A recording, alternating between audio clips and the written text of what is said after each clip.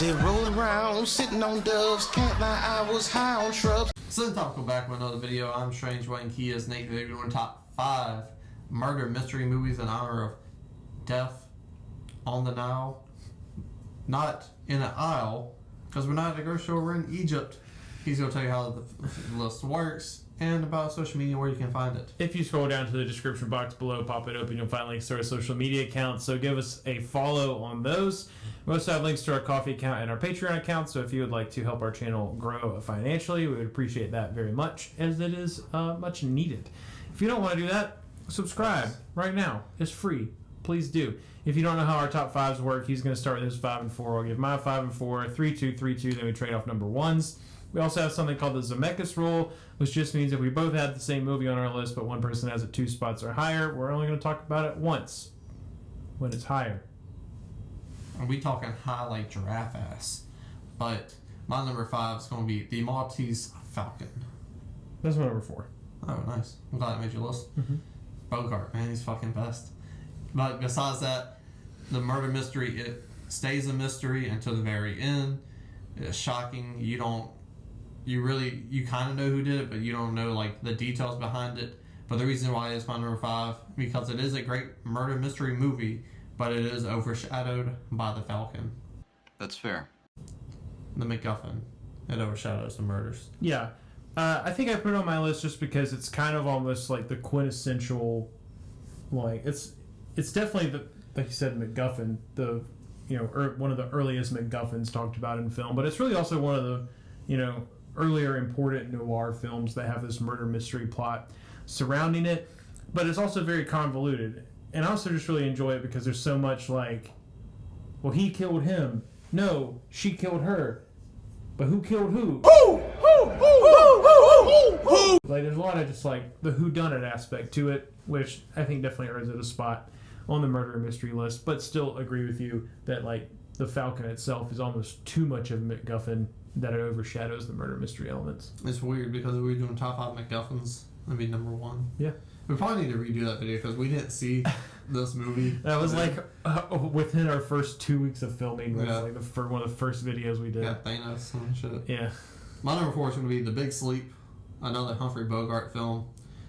And this film is fucking 10 out of 10 incredible when it comes to the dialogue. The wittiest dialogue I've ever seen Bogart do. And this is where he met his future wife, Mrs. Bacall, which became Mrs. Bogart.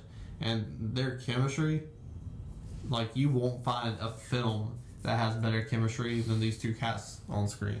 It's just Perfection. You got that, and that's fucking amazing because who doesn't like good chemistry? That makes the film much more believable. It's also a bit distracting because you really don't care who murdered, like, who, or the blackmail or any of the plot. And it also doesn't help that the author who wrote this book, when they called him up and asked him, the famous story is, that was a long time ago. I forgot. So they're just trying to piece this together, but it also is confusing on the first watch. But after you watch it a few times, like the first time I seen this movie was in a film noir class I took in college, and then the second time and the third time, you just enjoy it, but it makes more sense. So the first time is a bit confusing, and it seems a bit like this is going nowhere. But it helps with a murder mystery because you really don't know who the hell done it. And for a long time during the filmmaking, they didn't either. So it's a very fun film. If you haven't seen it, go watch it. It's Bogart. Man, this dude's the GOAT. So my number 5 is 1974's Murder on the Orient Express. The remake that came out like 4 or 5 years ago is trash. Don't watch it. Go watch the original one. And I'm going to be honest with you. Technically speaking, still not that great of a movie, but it is campy and it is like hella fun. And it is a little bit more true to like the Agatha Christie novel that it's based on. That's cool. My number 3 is The Fugitive Man. He didn't kill his wife. I don't care. Yeah. What a great movie. Excellent murder mystery as well. Because the plot is tight, like vagine is gripping. You know what I'm saying? It really like gets you in the fucking movie. Speaking of gripping, I had one girl say her coochie had gorilla grip. Mm-hmm. Usually not turned off by terms. Mm-hmm. That one turned Strange Wang off. What if you got a honey dip right there? She said, come here and get this gorilla grip. Well, I hope it keeps you turned off, honestly. Not a fan of the term gorilla grip. What else? You have this doctor. He's highly intelligent. He didn't kill his wife. He's heartbroken. You have all these feelings and emotions going into it. They do a wonderful job of getting you flashbacks to keep the motivation high. You have this, not even a villain, but the agent after him, perfectly casted. Like, the tone and Tommy Lee Jones' voice, just perfect. Like, there's another line where he's talking to somebody and he's just like deadpan as fuck, and it's like perfect for what he's saying. So perfect written dialogue for him, and he is a very black and white cop. There's no gray in his life. He says, I got a job, I'm gonna get the job done, and the black and white people, the gray people, they can worry about that shit later. This is what I was sitting here to do. And he does that. But he comes up and gets Harrison Ford, again, perfectly cast. A great fucking movie. And he's like, what do I do? You know, he keeps getting away. I'm underestimating this guy. He's about to catch him, and then his foot slips through the door. And then they're like, fuck him. So I'm just going to start shooting this glass now. And I'm going to give it one good kick. So it's that cat and mouse game. It keeps you into it while you got Harrison Ford researching this, trying to find out who killed his wife and the murder mystery aspect of the film. And it's just a perfect recipe of all that. And when you get to the ending, it's just a satisfying ending as well. Kind of like that gorilla grip coochie. Ew. Number 2 for me is going to be In the Heat of the Night. And when you're talking about the TV show with Carol O'Connor, we're talking about the movie with Sidney Poitier. So you got the murder mystery, and then you got the 1970s race issue as well, because this is the South. And Sheriff Gillespie, he's from the South. And honestly, I think this is a very important movie when it comes to race and stuff like that, because it really, to me, doesn't highlight it. It suggests that, like, when it comes to Gillespie, I don't know why I hate you because you're black, but I'm supposed to. And that switch in his head goes off, and he's like, he's a damn good cop. He's helping us on this case. He's smart as fuck. And they grow a very odd friendship out of this, because they don't like each other because of the race thing. And it gets very heated at times, heat of the night. And you get to the ending, and these guys are friends now. He's trying to get him out of town to keep him safe. And, like, he's not budging. Sidney Poitier, such a strong character in this as well. Because he's like, I'm going to find out who, like, killed this man. You know what I'm saying? Because the town depends on it. Like, it's very important. A guy who died. First time you see a black man strike a white man on film. So it's important for that aspect, too. Because he gets slapped, and Sidney Poitier bitch slaps him back. They call me Mr. Tibbs, you know what I'm saying? He a G. And it's got all those important reasons on there. It's got the race thing, but the race thing doesn't overshadow the murder mystery. It makes it different, unique. It freshens up the murder mystery style, and it's set in the dirty South. If you know one thing about Strange Wang, he loves films set in the dirty South. There's something about that southern charm, simplistic charm, that I love in film, because I live it, you know? I go outside and I see it sometimes. So I love this movie. Very important. Great. This is a good movie. Shows you, like, the one little thing because I rewatched all these. I had a very difficult time making this list. I had to make rules. I had to do all types of stuff. I watched like 10 movies. Sheriff Gillespie in this movie, he's chewing gum, and his mouth is open, and he's like smacking it. Irritating as fuck. Right. You also don't like him because he's racist. But if you're racist in 1970, whenever this film came out, you don't like him because he's racist. You don't like him because the gum. So it puts you on Sidney Poitier's side, because he's just a better human being in general. So when you get to the end, he's not smacking the gum anymore. He's just politely chewing it because you like him then. It's like little nuances like that. It's just like, man, this film's so fucking good. Like, honestly, if you haven't seen it, go out and see it. Personally, It's like a 98, 99, maybe even 100 for me when it comes to like scores. That shit's so fucking good. That there's impressive. And Ray Charles does the theme song. Everyone loves Ray Charles. Georgia, Georgia, Bush. That's the Lil Wayne remix, anyways. Let's leave it to Ray Charles. Because of woof. Tears. Teardrops on my guitar. Yeah, let's leave that one to T Swift. Number 3 for me is Clue. This movie is hella fun. I always appreciate when they throw a little bit of comedy into these types of films. No other movie does it better than Clue does itself. I think what's most interesting to this about me is that Clue has 3 different endings, but Clue came out before like streaming, obviously, and everything. No shit, Sherlock. So when you went to see it in a theater, you had no idea which ending you were going to get. In fact, people didn't even know that there were 3 different endings, so people ended up talking to each other, talking about the ending of the movie, and looking at each other like they're freaking crazy. Like, what are you talking about? That's not what? And it took everyone forever to figure out that, like, the movie actually has 3 different endings. And in all 3 different endings, there's a different killer. So you can watch the movie going this whole time, trying as hard as you can to piece it together, and then depending on how things end up for you, still not have any clue what the heck is going on. And obviously it is like based on the board game. It doesn't have anything to do with it at all, honestly. You're just in this house that has all these random hidden corridors with some wacky characters trying to figure out why they keep disappearing slowly one by one, and why they all ended up invited to this dinner party together at the same time. So honestly, out of like the term murder mystery, it's the most pure like murder mystery film in existence, because it is literally like the premise of like a murder mystery game put into film, and it cracks me up. Really love that like dry type of humor. I got a question for you. What's the question? Do you have a favorite ending to Clue? Yeah. Like clear favorite, or is it they're close? I've never seen it. No, have a clear favorite. Okay, word. Yeah. And Tim Curry is great. He's Tim Curry. Number 2 for me, you told me beforehand why you left it off your list.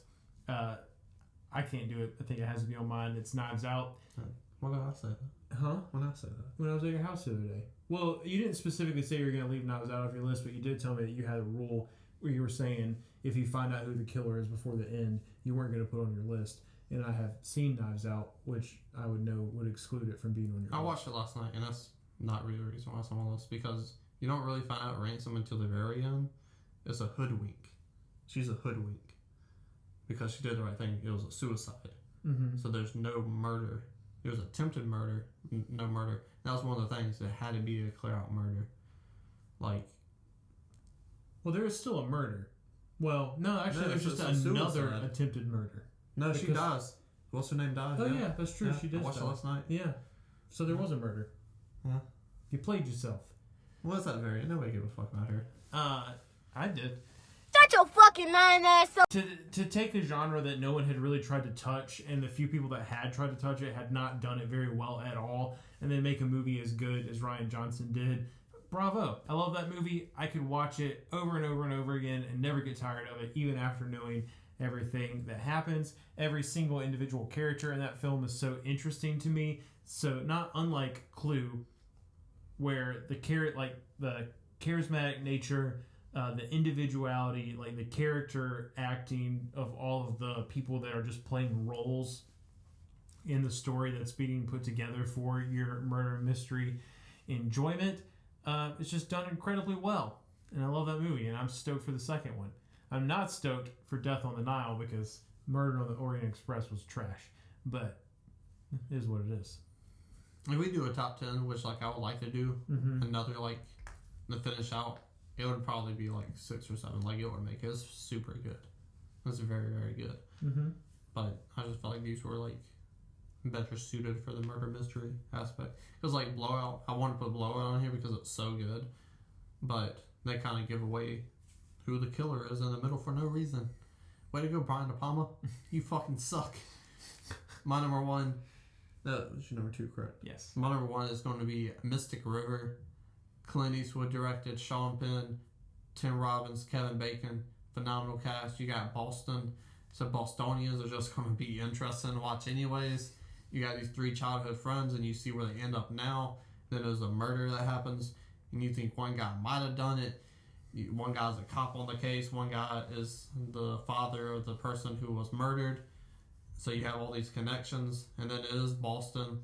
So street justice, the cops ain't gonna find it, and we're gonna do it ourselves. So it puts a clock on this murder mystery as well. That adds to the tension.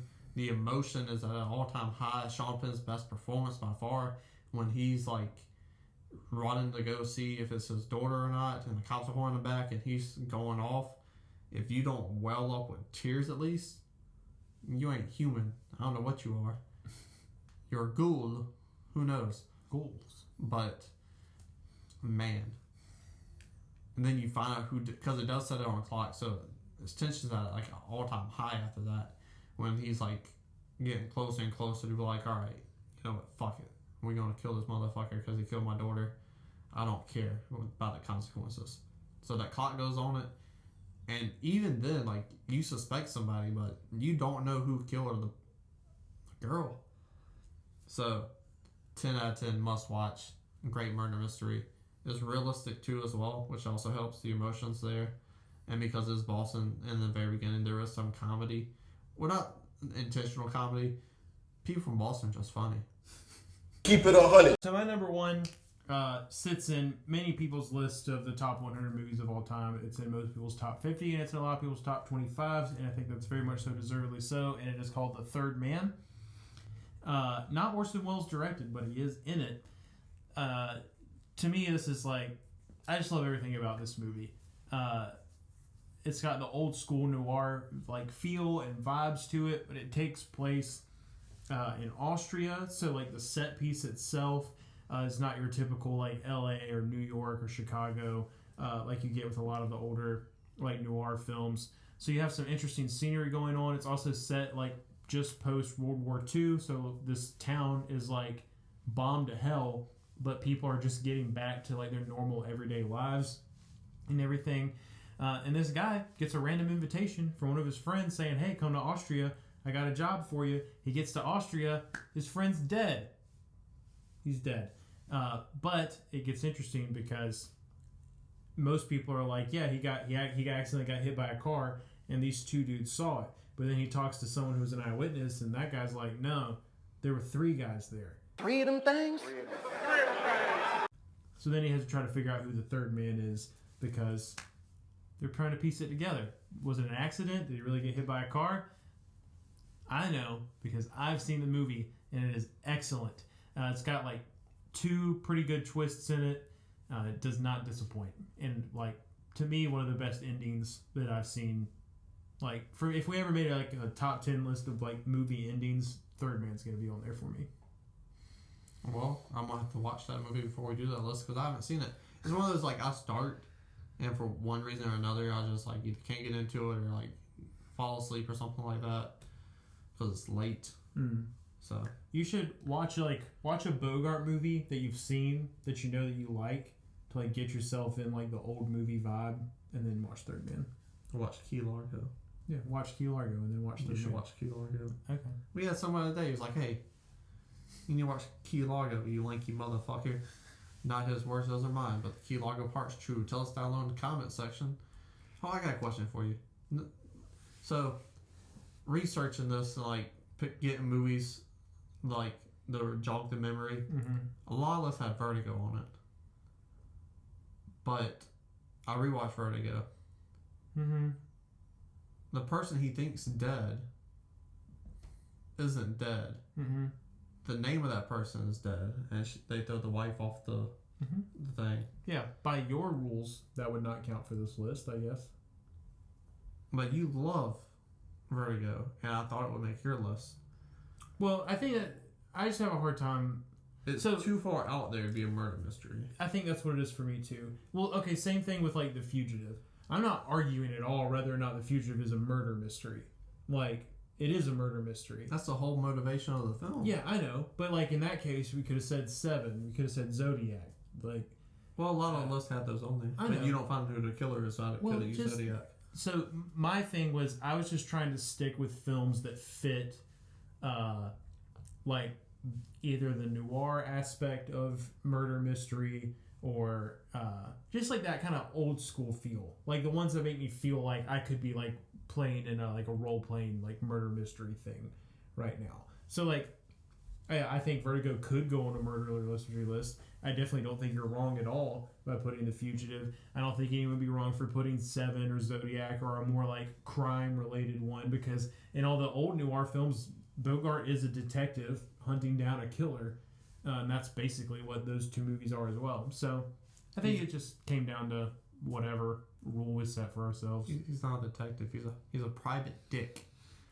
But I was close putting 7. Girl with Dragons 2 was also close. Yeah. A lot of good shit. What's in the box? Yeah. Well, Roddy Rich put a stick in the box. We're on 10% battery. Like, comment, share, And subscribe.